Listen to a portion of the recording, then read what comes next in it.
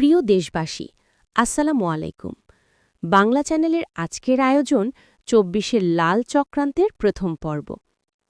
এই পর্বে আপনারা দেখবেন জামাত ইসলাম এবং দেশ-বিদেশের বিভিন্ন চক্রান্তের মাধ্যমে কিভাবে একটি উন্নয়নশীল দেশকে ধ্বংস করেছে।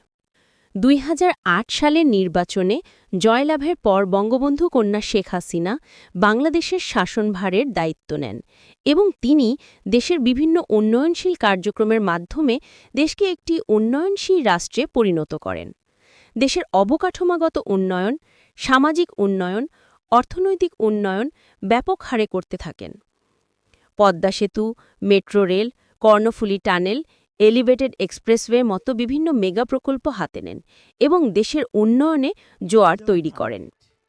তিনি যখন উন্নয়ন করতে ব্যস্ত, ঠিক তখন একটি গোষ্ঠী তার অন্তরালে গভীর চক্রান্তে লিপ্ত হয়েছে, তা শেখ হাসিনা ও তার গোয়েন্দা সংস্থার দৃষ্টির বাহিরে ছিল। তারা বুঝতেই পারেনি গভীর চক্রান্তের ছক আঁকা হয়েছে।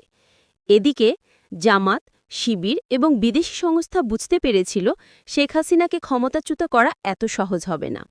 কোনো রাজনৈতিক দল দ্বারা তার কোনো কিছু করা সম্ভব না। তখন তারা লাল নকশা আঁকে। তারা দেশের বিভিন্ন বড় বড় ভার্সিটিগুলোর ভিতরে শিবিরের ছেলেপেলেদের ভর্তি করতে থাকে।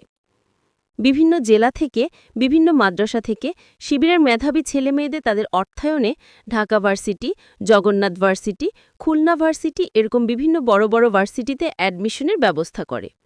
দীর্ঘদিন প্ল্যানিংয়ের পর যখন বাংলাদেশের সব বিশ্ববিদ্যালয়গুলো তাদের কন্ট্রোলে এসে পড়ে, তখন তাদের নির্দেশ দেয়া হয় ছাত্রলীগের সাথে মিশে যেতে এবং বিভিন্ন অপকর্মে লিপ্ত হতে।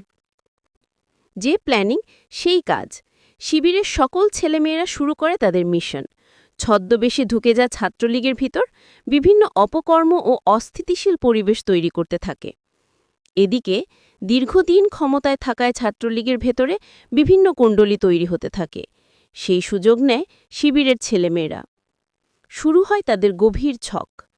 এদিকে দেশের মানুষের কাছে ছাত্রলীগ ও আওয়ামী লীগকে বিভিন্ন অপকর্মের দ্বারা জনগণের কাছে একটি নিন্দনীয় দল হিসেবে উপস্থাপন করে জামাত ও বিভিন্ন রাজনৈতিক দলগুলো। দেশের জনগণ দীর্ঘদিন যাবৎ একতরফা নির্বাচনে এবং নিত্যপণ্য দাম ঊর্ধ্বগতির কারণে একটু শেখ হাসিনার উপর মন ক্ষুণ্ণ ছিলেন। এই সুযোগ কাজে লাগায় জামাত, শিবির ও অন্যান্য রাজনৈতিক দলগুলো। মানুষের মনে বিষ ঢালতে থাকে। বিভিন্ন রাজনৈতিক দলের নেতাকর্মীরা আত্মগোপন করে এবং জনগণের কাছে উপস্থাপন করে তাদের গুম করা হয়েছে। এইভাবে জনগণের মনে তৈরি হয় নানান বিদ্বেষ। মানুষের মনে যখন নানান ভাবনা, তখনই শুরু হয় সরকারি চাকরিতে কোটা বাতিলের আন্দোলন। আর এই সুযোগে ঝাঁপিয়ে পড়েন জামাত, শিবির সহ দেশ বিদেশের বিভিন্ন চক্রান্তকারী দলগুলো। শুরু হয় তাদের লাল চক্রান্ত। আজকে এটুকুই। পরবর্তী পর্বগুলোতে ধাপে ধাপে তাদের সকল চক্রান্তের তথ্য দেয়া হবে।